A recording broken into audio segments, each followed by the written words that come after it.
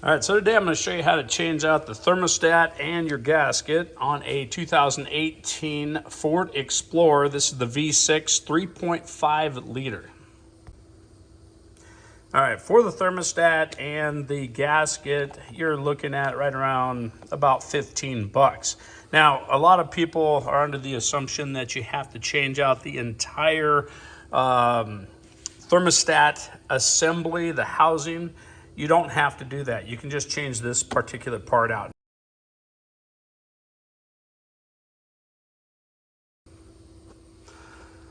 All right, so the first thing, if you follow your top radiator hose down and around, it goes underneath your cold air intake. We do need to take this off to make it more easy and gives you a little bit more room to work. I like to take off the top part of the air box itself. And then you want to take an 8mm and unscrew this. Now, before you do that, this part here breaks super easy. So you need to undo this hose. And there's a little lever that looks just like this right here on the top. I'm going to take this one off. It's a little easier to do. And what you do is you push it forward. So you're going to actually push the little lever forward. Be careful not to break it. It does get a little bit brittle after all these years. And then you just lift straight up. Now, I'll show you that here in just a second. All right, once you loosened up your rear clamp here, go ahead and pull. There's a hose here that comes up and hooks to your air box. So go ahead and just pull straight up on it. And then down here, you have two clamps. I already loosened or took off the one. So you just pop that one back. Again, this one is the same thing. Just grab a hold and pull it straight down. Then what you're gonna do is you're gonna lift it up and slide it back this way. So you're just going to lift it up, slide this whole entire unit out, and see how it has the tabs here. Those tabs fit down underneath here.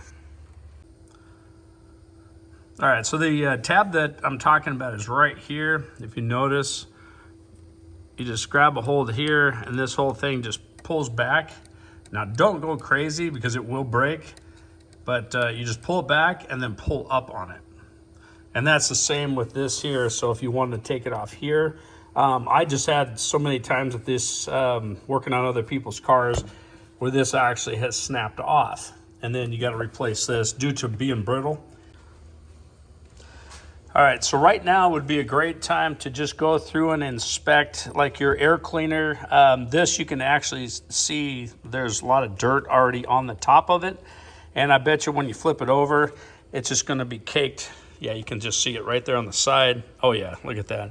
So this thing is well past its prime. So let's go ahead and get this thing replaced. I will vacuum out the air box itself because that's where the cold air comes in and goes up through the bottom of the air filter. All right, so at this time, I would go ahead and check out all your hoses. So you got your top radiator hose. This one will be your bottom radiator hose. So you want to check out both of these. Check to see if there's any leaks or any fluid present. Great time to change all this stuff out right now. All right, so this will be your thermostat housing right here. Your thermostat's going to sit directly below this along with the gasket. And what you're going to do is go ahead and take these bolts out. This is an 8mm that you're going to take out. And then there'll be one on the bottom also. All right, now that you got the top and the bottom off there, you can go ahead and just take this off. And there is going to be some antifreeze that's present. Not a whole lot. And then right directly below here is your thermostat right there. That's the part that you're going to be replacing. All right, so underneath the thermostat, you will get some runoff. And if it's stuck in here, because it's been in there for years, you can just take a little screwdriver, get up underneath the actual thermostat, just the top portion of it here, and then you can just pull straight out like so, and then that'll break the seal free.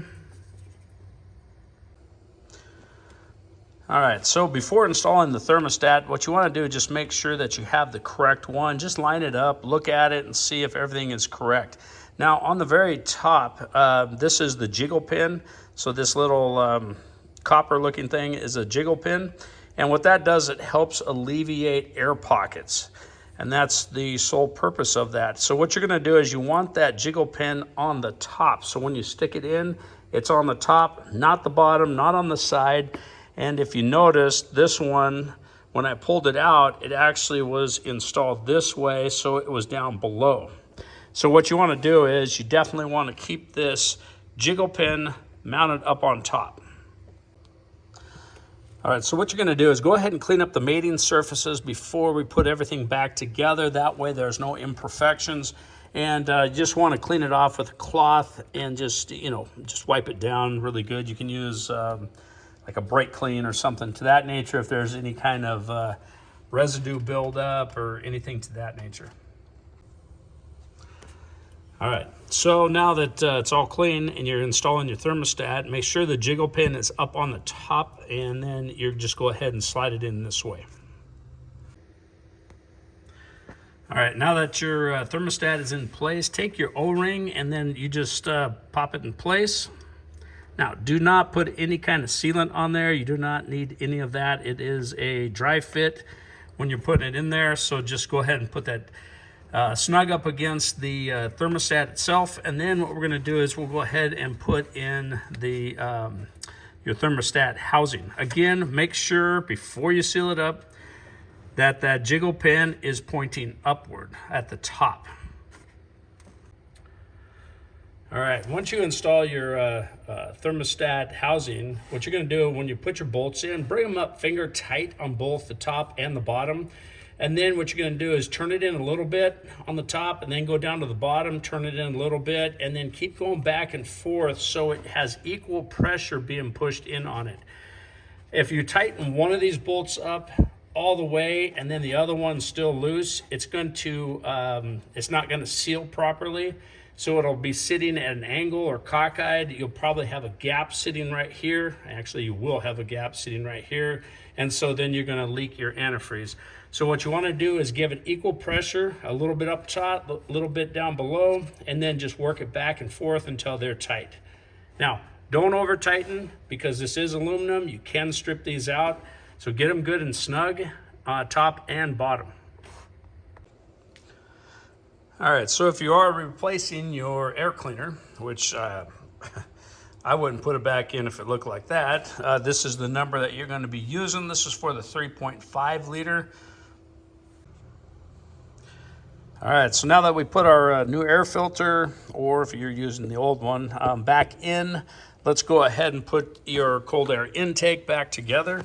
And there's 3 prongs here. There's this one, and this one, and they fit right down into here, here, and here. So what you're gonna do is you're gonna insert that first. So you're just gonna slide it right down in here. Okay, just like that. Make sure that's locked in place. Make sure those 3 tabs are all in there. All right, so let's go ahead and put these locks in place. So go ahead and push them on. You'll hear them click and they're locked in. Now what you're gonna do is you're gonna go ahead and put your the boot back on here and then tighten it down with your 8mm on your hose clamps. So go ahead and put that on and get that tightened down. And also you're going to want to just take and install this piece here, which you just push it down, you'll hear it click. And there you go. Now it's locked in, so you can go ahead and pull up on it a little bit. And it's locked in place. I would double check this to make sure this one's still locked in. All right, so when you hook this boot up to the throttle body, you wanna make sure that this notch, there's a little notch right here, this thing here, needs to go around. There's a little tit that sticks up right here, and so this notch fits directly around it. And then you want to make sure that it is seated all the way around. So go ahead and run your finger around it before you cinch it down to your throttle body. All right, so what we want to do is hook up this last rubber line. So go ahead and just push it down until it's flush meeting the plastic, and just make sure it's all the way seated down. Now, the next thing that you need to do is come over here. You want to fill your overflow tank. And basically the engine's cold now, so you can go ahead and fill it to the top line.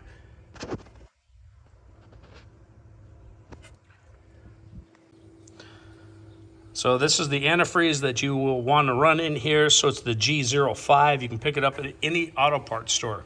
Hopefully this video helped you out, and please like, subscribe, and we'll see you on the next one.